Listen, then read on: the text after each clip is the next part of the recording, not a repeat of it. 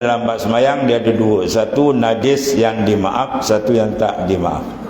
Kalau najis yang dimaaf, contoh darah yang sedikit, damul qalil, ya, di sembahyang tadi misalnya ni kegigit nyamuk, kan, nyamuk dah kenyang kat tangan dia perasan, ya, kemudian dia pergi jentik nyamuk tu jatuh, darah tu pecah kena kat tangan dia, tu sikit.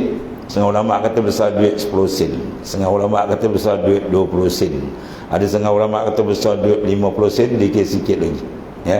Tapi kaul muktamad yang kuat urfin, uruh, mana kata ramai, 3 orang 4 orang kita tunjuk darah ni banyak sikit, semua kata sikit, maka hukum dia sikit. Bila sikit dimaaf. Faham daripada makfu yang dimaaf, dia tak berubah keadaan dia najis, dia tetap najis, cuma dimaafkan dalam sembahyang dengan bahawa sembahyang tu sah, itu makna dia.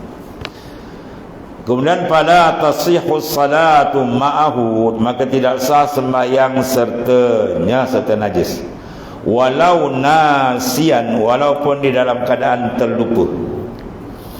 Tadi baju dia tu dia yakin, dia dah asing baju tu najis, dia sangkut, ya, tiba-tiba dia terlupa baju tu najis, dia pakai.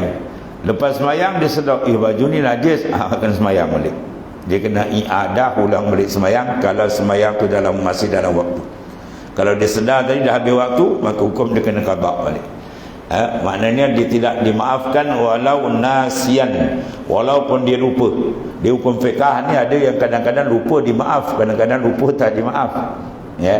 Dia terlupa, misalnya tumak ninah dalam rokok, dia rokok tak ada tumak ninah, supaya dalam sujud dia teringat, dia lupa tadi rokok dia tak ada tumak ninah. Sedangkan Rasulullah kata parka hatta tatma'inna raki'an, naklah kamu rokok sehingga ada tumak ninah. Jadi dalam sujud dia teringat dia tamak ninah, maka hukum batal tak? Tidak batal, sebab dia nasian, lupa, cuma dia kena dapatkan balik.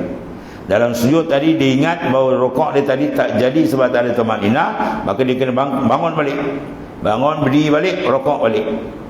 Itu maknanya apa? Sembahyang dia tak batal lagi. Itu dalam bab terlupa dan sembahyang. Ada pun dalam bab najasah, ya, dalam bab najis, hukum dia tetap tidak sah. Fala tasihhu salatu ma'ahu, tidak sah sembahyang sertanya walau nasian, walaupun dia terlupa. Jawab dia kena ulang balik sembahyang. Au jahilan biwujudih, atau dia jahil dengan keadaan ada najis pada pakaian dia tadi, ya, dia tak tahu pakaian tu ada najis. Lepas sembahyang tengok kat kain ni, ada tai ayam ada tai cecak umpamanya, maka hukum sembahyang dia batal, kena ulang balik.